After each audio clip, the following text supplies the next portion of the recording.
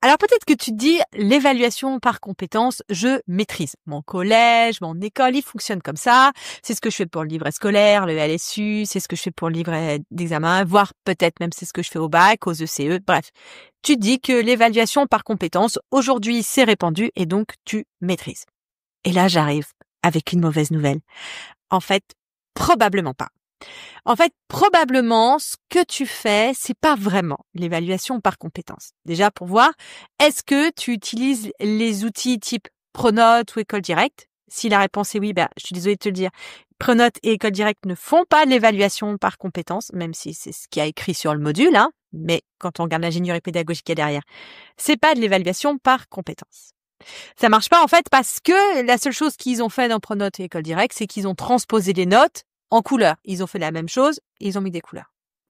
Et ça rejoint, du coup, ça force un usage que j'ai beaucoup vu, et si c'est ce que tu fais, je vais t'expliquer pourquoi c'est pas l'évaluation par compétence, c'est tu fais tes contrôles, au lieu de noter chaque exercice avec un barème et de faire des points, et en fait, chaque exercice ou chaque partie d'exercice est associée à une compétence, et si l'élève a bien réussi, il a vert, s'il a moyen réussi, il a jaune, et s'il a pas du tout réussi, il a rouge. Et en fait, quand on fait ça, et après tu mets toutes ces petites couleurs dans ton Pronote et ton École Directe, ça te donne un joli thermomètre de couleurs. En fait, quand on fait ça, ce qu'on fait, c'est qu'on fait de l'évaluation de performance, puisqu'on évalue comment l'élève a performé au contrôle, en utilisant des compétences. Ce qui fait qu'on a à la fois une mauvaise mesure, puisqu'on mesure la performance, et un mauvais message, puisque on utilise des couleurs que les parents ne comprennent pas. Et donc, en fait, ça complique tout, cette façon de faire de l'évaluation des compétences. Alors, si là, tu dis, Marie-Camille, de quoi tu me parles, évaluation des performances, évaluation des apprentissages, je te laisse aller écouter l'épisode précédent où j'explique tout, ou bien télécharger le guide sur l'évaluation que tu trouveras soit dans les notes de l'émission, soit sur l'URL profheureux.fr/guide évaluation, sans accent, tout accroché. Donc, on en est à ce que tu fais, c'est pas de l'évaluation par compétence. Moi, ce que tu fais, probablement, en tout cas, ce que j'ai vu, 99% des profs qui disent faire de l'évaluation par compétence, ce que l'institution te pousse à faire, c'est pas de l'évaluation par compétence, c'est mettre des petites couleurs à la place des notes. Mais c'est pas parce que tu mets des petites couleurs à la place des notes que tu évalues les compétences. Donc, si ton bulletin, c'est une suite de couleurs, une sorte de peinture abstraite, ou toi, voire les parents ne comprennent plus rien, probablement c'est pas de l'évaluation des compétences. Tu n'évalues pas les compétences. Bon, maintenant que le bilan est fait, mais qu'est-ce que c'est du coup, Marie-Camille, qu'une évaluation par compétence? Je propose de revenir à la base et de se poser la question de c'est quoi une compétence, d'accord?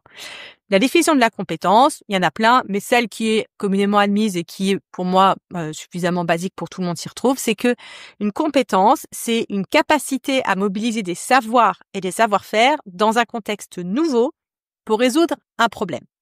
Et là, tous les mots comptent, donc je vais répéter. C'est la capacité à mobiliser des savoirs et des savoir-faire dans un contexte nouveau pour résoudre un problème.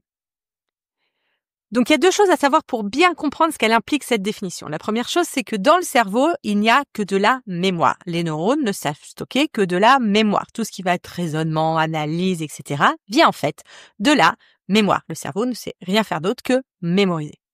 Et le cerveau, il sait mémoriser deux choses, notamment deux choses uniquement dans le contexte scolaire. Il sait mémoriser les savoirs dans la mémoire sémantique et les savoir-faire dans la mémoire procédurale. Il y a deux mémoires différentes qui ne retiennent pas les mêmes choses. Mais on voit qu'il n'y a pas de mémoire de compétences. Et ça, c'est important. La compétence, c'est pas, contrairement au savoir et savoir-faire, c'est pas quelque chose qu'on va pouvoir stocker dans le cerveau. C'est la façon dont le cerveau va vouloir utiliser ses savoirs et savoir-faire dans un contexte nouveau. Et ça aussi, la notion de contexte est importante. En fait, la compétence, elle va émerger quand le cerveau va pouvoir chercher ses savoirs, ses savoir-faire pour les appliquer dans ce contexte nouveau. Et ça, c'est-à-dire prendre des choses qu'on a vues dans un contexte et l'appliquer dans des contextes nouveaux, des choses, savoir et savoir-faire, c'est un nom, c'est ce qu'on appelle le transfert. D'accord? Transfert. Donc, ce qui est important à comprendre de cette définition, la première, c'est que pour avoir des compétences, il faut commencer par avoir des savoirs et des savoir-faire. Donc, il faut maîtriser son cours et s'entraîner au savoir-faire. Et ça, c'est hyper important à comprendre. Souvent, des fois, enfin plutôt des fois que souvent, on peut entendre des oppositions entre la mémoire, les savoirs qui sont très années 50 et les compétences, c'est le 21e siècle, c'est top, etc. Mais en fait, pas du tout. Il n'y a pas d'opposition entre les deux. Les deux vont ensemble. Tu ne peux pas être compétent si tu n'as pas les savoirs. Donc, c'est hyper important de continuer à mettre des savoirs en mémoire, même s'il y arrive, même si on a Google dans la poche, si on veut atteindre un certain niveau de compétence, et on veut que nos élèves deviennent compétents, il y a passage obligé par le savoir. Et il y a deux types de savoirs. On a dit ceux qui sont liés à ce qu'on a vu en cours, mais après, si on veut être compétent, il va falloir les adapter, ces savoirs, dans un nouveau contexte, et du coup, ça apporte une autre sorte de savoir, c'est-à-dire les savoirs liés au contexte. Bon, maintenant que c'est posé, on va regarder concrètement ce que ça veut dire quand on enseigne dans la classe. Imagine, tu vois qu'un élève n'y arrive pas, donc il ne maîtrise pas la compétence. Si tu veux pouvoir... ça peut être dû à plusieurs choses. La première question, ça peut être parce qu'en fait, il connaît pas son cours. Du coup, oui, il n'arrive pas à maîtriser la compétence parce qu'il connaît pas son cours. Auquel cas, c'est un problème de savoir. Peut-être qu'il connaît son cours, mais il sait pas l'appliquer ou pas assez vite, ou il fait des erreurs. Donc là, c'est un problème de savoir-faire. Et peut-être, en fait, il a appris son cours, il sait l'appliquer, mais il n'arrive pas à l'utiliser dans un nouveau contexte. Et là, on va parler d'un problème de transfert. Et c'est hyper important de voir ces trois choses-là parce que ces trois dimensions, savoir, savoir-faire, transfert, se travaillent de façon totalement différente. Donc, si tu te contentes d'évaluer les compétences sans creuser plus loin, tu vas passer à côté du vrai besoin de l'élève et tu vas pas pouvoir lui donner des conseils concrets pour progresser à lui ou à ses parents. Imagine, tu as travaillé le passé composé en classe et tu leur as demandé d'écrire un texte au passé composé et il y en a un élève, il te ramène son texte et plein d'erreurs. Bon, tu sais qu'il n'a pas réussi. Tu sais qu'il maîtrise pas la compétence. Ok. Mais est-ce que c'est parce qu'il maîtrise pas la conjugaison du verbe avoir? Auquel cas, il va falloir qu'il revoie le savoir. Est-ce que c'est parce qu'il sait conjuguer les verbes, mais il n'arrive pas à identifier le verbe être, le verbe avoir, et du coup, il n'arrive pas à maîtriser les règles parce que c'est le savoir-faire qui coince? Ou est-ce qu'en fait, il savait bien faire les exercices de savoir-faire, bien quand il était guidé, mais là, face à un vrai sujet, il n'a pas repéré qu'en fait, c'était du passé composé, qu'il fallait voir ce qu'on avait vu en cours, et en fait, il est perdu. Auquel cas, c'est un problème de transfert. Et si tu dis juste « il sait pas faire », tu peux pas lui dire s'il faut qu'il travaille ses cours, ses exercices ou le transfert. Et c'est pour ça qu'on peut pas évaluer que les compétences, ça n'a pas de sens. Et c'est pour ça que c'est bien ce qu'on fait avec les enseignants que j'accompagne, c'est que ça ne sert à rien d'évaluer les compétences toute seule. Parce que si un élève échoue sur une compétence, tu peux pas savoir s'il a un souci de contenu, de méthode, de transposition, et donc tu peux pas l'aider à progresser. Donc c'est pour ça que si tu fais de l'évaluation par compétences qui te donne des pistes pour aider les élèves, c'est forcément en plus d'une évaluation des savoirs et une évaluation des savoir-faire, d'accord? L'évaluation des compétences toute seule n'a pas de sens. Il faut continuer à évaluer les savoirs, évaluer les savoir-faire. Parce que comme ça, c'est que comme ça que tu pourras donner des savoirs vraiment utiles, vraiment personnalisés pour que tes élèves progressent pour de vrai. D'accord? Donc maintenant que c'est dit, on va aller regarder cette troisième évaluation, l'évaluation uniquement des compétences. Donc, on va juger qu'on sait si l'élève maîtrise ou pas son cours, on sait s'il maîtrise ou pas les savoir-faire, mais ok, qu'en est-il des compétences, c'est-à-dire de tout ce qui va être du transfert? Ce qu'on fait habituellement quand on mesure, quand on veut évaluer ses compétences, c'est que on fait le contrôle et on met en couleur. Et en fait, il y a quelque chose d'hyper important à comprendre, c'est que la compétence, on ne peut pas l'évaluer sans regarder le processus. Donc, si tu évalues les compétences sur le contrôle, sur le produit fini, sur le résultat final, en fait, tu n'as pas accès vraiment à si l'élève maîtrise la compétence. Enfin, il y en a certaines qui peuvent s'évaluer sur le résultat final. Par exemple, l'élève sait bien présenter une copie, tout ce qui va être de l'ordre de la présentation, de la communication, ça, tu peux l'évaluer sur le résultat final. Mais par exemple, tout ce qui va être lié de l'ordre de maîtrise du cours, ou d'analyse ou de raisonnement, tu peux pas savoir si tu regardes que le produit final. Et c'est pour ça que si tu fais une évaluation par compétence, tu ne peux pas regarder uniquement le produit final. Je vais te faire comprendre un peu ça avec un exemple, le permis de conduire. D'accord? Le permis de conduire, c'est une évaluation par compétence, puisque quand tu as ton permis, on te donne un papier qui dit tu es suffisamment compétent pour conduire. Si on évaluait cette compétence savoir conduire comme ce qu'on fait à l'école, voilà à quoi ressemblerait le permis de conduire. En gros, on mettrait le candidat conducteur à un endroit, l'examinateur irait, à un endroit, 20 minutes en voiture, et puis il lui dirait, bah voilà, t'as 20 minutes pour arriver. Arrive et moi je t'attends. Et quand l'examiné, le conducteur apprenti arrive, bah l'examinateur va aller regarder la voiture. Est-ce qu'elle est cabossée? Est-ce que, je sais pas, il y a des cheveux, du sang, des choses comme ça? Et à partir des indices qu'il trouve sur la voiture, il va dire, bah oui ou pas, oui, t'as su conduire ou pas. Et on voit, quand je dis ça, que c'est complètement absurde. On peut très bien arriver à conduire avec une voiture nickel, juste parce qu'on a eu de la chance, que tout le monde a eu peur, que tout le monde s'est écarté, et qu'en fait, bah, on sait pas conduire. Et inversement, on peut très bien ne pas arriver alors qu'on sait conduire. Si, bah, je sais pas, on tombe en panne d'essence, on s'est perdu. Peut-être qu'en fait, ce qu'on sait pas faire, c'est utiliser un GPS.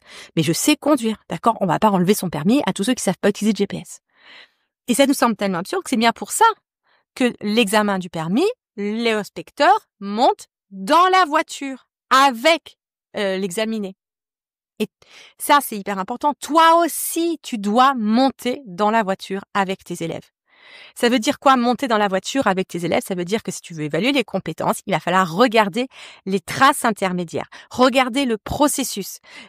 Qu'est-ce qui se passe pendant qu'ils travaillent? Quels sont leurs brouillons? D'accord? Pas seulement juste ce qu'ils produisent à la fin, mais il faut que tu ailles regarder les échafaudages, le processus. D'accord? Ce qui compte, c'est les étapes et pas seulement le résultat. Donc, voilà des exemples. Tu peux leur demander de relever leur brouillon, tu peux leur demander d'écrire les étapes de raisonnement qu'ils ont faites et tu peux passer avec eux et voir un peu ce qu'ils font réellement. C'est ce qu'on fait en classe adaptative, c'est-à-dire que ils font l'évaluation des compétences se fait en classe et le prof regarde ce qui se passe. Si tu fais pas ça, en fait, tu vois bien que c'est comme l'examinateur du permis qui regarde s'il y a des bosses dans la voiture et du coup, t'es en train de passer à côté de l'essentiel. Ton évaluation n'est pas forcément pertinente. Et donc, c'est pour ça, si tu comprends bien là où je voulais t'amener, que tu peux évaluer que très peu de compétences sur les contrôles classiques. L'évaluation, des compétences, ça se fait pas sur les contrôles. Parce qu'à part la compétence, je sais bien présenter ma copie, tu peux pas savoir grand-chose. Donc, la première chose à faire, c'est déjà de demander aux élèves leur brouillon, de regarder ce qu'ils font dans le brouillon, c'est juste ça, et de évaluer les compétences sur certaines compétences sur le brouillon et non pas sur le résultat final. Il y a autre chose d'hyper important quand tu évalues les compétences, c'est de bien comprendre que les compétences dépendent du contexte. On l'a dit, les compétences, c'est mobiliser des savoirs et des savoir-faire dans un contexte nouveau. Bon, on a dit savoir-faire, on les évalue à part. Mais là, il reste la compétence. Et du coup, c'est important de voir que comme c'est dans un contexte nouveau, la façon dont l'élève va mobiliser ou pas les savoirs et savoir-faire dans ce nouveau contexte va aussi dépendre du contexte. Quand on change de contexte, est-ce que l'élève est capable de mobiliser ses savoirs et ses savoir-faire dont on sait indépendamment qu'il les maîtrise? Si oui, top. Mais si l'élève arrive à mobiliser tout ça dans un nouveau contexte, ça ne veut pas dire qu'il maîtrise la compétence dans l'absolu. Il suffit que je change de contexte, ça ne marchera plus. D'accord? La seule chose qu'on peut dire, c'est que dans ce contexte, l'élève maîtrise cette compétence. D'accord? La compétence n'est pas dissociable du contexte. Exemple. Peut-être que tu as appris à conduire à la campagne où il y a personne, etc. Tu as eu ton permis de conduire, on t'a évalué, c'est bon, tu maîtrises. Si maintenant je mets ta voiture sur la place de l'Étoile ou la place d'Italie à Paris où il y a des voitures partout, est-ce que tu vas encore savoir conduire? Est-ce que tu vas te sentir vraiment compétent? Si je te balance en Angleterre où ils conduisent à gauche, même question. D'accord? La compétence est la même, savoir conduire, mais le contexte est différent. Et tu vois bien que du coup, l'évaluation de la compétence est quelque part un peu à refaire. Bon, mais Marie-Camille, du coup, est-ce que je sais conduire ou est-ce que je sais pas conduire? Qu'est-ce que ça veut dire? Ma réponse, elle est assez simple, c'est ça dépend du contexte. Et c'est ça qui est important à voir, c'est que tu ne peux pas dissocier l'évaluation des compétences des contextes qui y sont associés. Alors, suivant les programmes, les référentiels, suivant ce que tu enseignes, les contextes sont plus ou moins spécifiés dans les documents officiels. S'ils sont spécifiés, tu connais les contextes et du coup, tu peux juste dire si l'élève maîtrise ou pas ses compétences dans ces contextes. Et s'ils sont pas spécifiés, c'est à toi de les déterminer, ces contextes, en fonction de ce qui te semble être demandé et indispensable pour l'année d'après, ce qui est indispensable pour la culture générale, le socle commun, les sujets d'examen.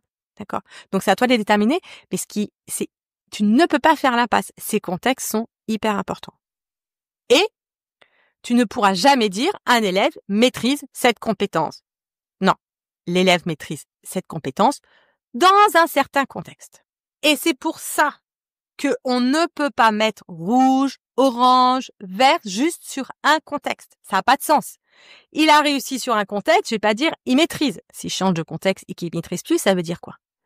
Et inversement, s'il maîtrise pas, peut-être c'est juste un problème de contexte en fait. Et dans un autre contexte, il sera capable de maîtriser. Donc si tu veux vraiment avoir une idée un peu plus fine de si l'élève maîtrise la compétence et de son niveau de maîtrise de la compétence, jaune ou rouge, là, il va falloir que tu le fasses sur plusieurs contextes. Et ça, c'est hyper important. Ce qu'on dit chez les profs heureux, ERE, les enseignants que j'accompagne, c'est minimum 3 contextes par compétence. Donc, on va regarder dans un contexte s'il maîtrise et on va avoir une validation binaire. Premier contexte, est-ce que l'élève maîtrise? Oui. Auquel cas, la compétence est validée dans ce contexte. Et s'il maîtrise pas, la compétence n'est pas validée dans ce contexte. Et à la fin du trimestre ou de la période, plutôt à la fin du trimestre ou de l'année, tu vas pouvoir poser un regard riche et qui devra vraiment dire quelque chose et ce qui sera pertinent sur la maîtrise de la compétence. Et c'est là que les couleurs apparaissent. Par exemple, si l'élève a validé 3 fois la compétence dans 3 contextes différents, tu vas dire, en fait, c'est bon, il maîtrise dans 3 contextes différents, qui sont des contextes scolaires, ça suffit, on va dire que pour le contexte scolaire, il maîtrise cette compétence. Inversement, s'il maîtrise 0, si à chaque fois qu'il a eu cette compétence qui venait, quel que soit le contexte, s'il n'y arrivait pas, tu vas pas dire, non, compétence pas acquise. À toi de voir si tu la mets en rouge ou si tu remplis pas dans une logique d'évaluation positive. Et puis, s'il y en a une ou deux, tu vas mettre du jaune ou en cours d'acquisition. Mais c'est hyper important de voir que ça, c'est quelque chose qu'on fait une fois par trimestre en fonction des validations qu'on a eues tout au long du trimestre et que ces validations, elles sont binaires. Et c'est encore plus important parce que ce côté binaire, oui, non, je maîtrise, c'est ça qui va permettre l'apprentissage des élèves. Parce que du coup, tu vas pas dire oui, tu maîtrises parce que, non, tu ne maîtrises pas parce que. Et c'est l'élève, à partir de ce feedback, qui va pouvoir retravailler pour pouvoir voir ce qu'il doit mettre en place pour maîtriser cette compétence. Donc, je récapitule. Pendant tout le trimestre, on fait plusieurs contextes, donc minimum 3, d'accord? Plusieurs contextes différents pour la même compétence. Les élèves valident ou non les compétences et en fonction du nombre de validations qu'ils ont eu dans le trimestre, à ce moment-là, et à ce moment-là seulement, on peut mettre les en cours d'acquisition, acquis, etc. et les petites couleurs. Et ça, l'avantage aussi, c'est que ça va rendre ton bulletin trimestriel beaucoup plus lisible. En fait, et c'est vraiment ça que je veux que tu retiennes, l'évaluation d'une compétence, elle se fait une fois que tu as observé plusieurs fois ce processus dans plusieurs contextes. Et c'est seulement à ce moment-là que tu peux évaluer les compétences. Donc, si on regarde maintenant les avantages d'une vraie évaluation par compétence et pas juste une évaluation de performance par couleur, la première chose, c'est que l'évaluation par compétence, elle laisse la place à l'erreur. L'élève n'arrive pas sur un contexte, c'est pas grave, il y a un autre contexte qui vient derrière. Elle permet aux élèves de progresser. Comme c'est binaire, oui, non, s'il n'a pas la validation, il peut regarder ce qui lui manque pour être validé, éventuellement faire une analyse d'erreur, et ça lui permet vraiment de progresser. Ces côtés binaires va permettre aussi de donner des indications claires aux élèves sur quoi ils doivent travailler, qu'est-ce qu'ils doivent renforcer. Et tout ça, ça permet d'avoir une évaluation qui motive les élèves. Comme ils savent ce qu'ils maîtrisent ou non, qui est l'erreur n'est pas pénalisée, ils vont pouvoir s'engager dans leur progression. Et c'est pour ça, en fait, que l'évaluation par compétence, c'est vraiment un outil hyper puissant. C'est un peu le Graal pédagogique qui permet aux élèves de s'engager et de se motiver pour leur apprentissage. Mais le problème, c'est quand tu le fais mal, quand c'est juste une évaluation par petite couleur, ça devient une usine à gaz, c'est une corvée, ça motive pas les élèves, etc. Donc, c'est pas parce que tu fais de l'évaluation, c'est hyper important la façon dont tu le fais. Donc maintenant, tu sais pourquoi évaluer uniquement les compétences, ça suffit pas. Et surtout, tu vois comment évaluer les compétences pour aider vraiment tes élèves à progresser. Donc, si cet épisode t'a aidé à y voir plus clair ou t'a donné envie de revoir ta manière d'évaluer, pense à le noter sur ta plateforme d'écoute parce que c'est ça qui aide le podcast à être vu par encore plus d'enseignants. Tu peux aussi le commenter pour me dire ce que t'as pensé, partager tes réflexions ou tes questions. J'adore lire tous tes retours et ça me permet de préparer des épisodes un peu plus proches de ce dont tu as besoin. Puis bien sûr, n'hésite pas à le partager à une ou un collègue qui, comme toi, veut sortir des cases et redonner du sens à l'évaluation. Merci pour ton écoute et surtout n'oublie pas, tu as le pouvoir de transformer l'école, une évaluation à la fois.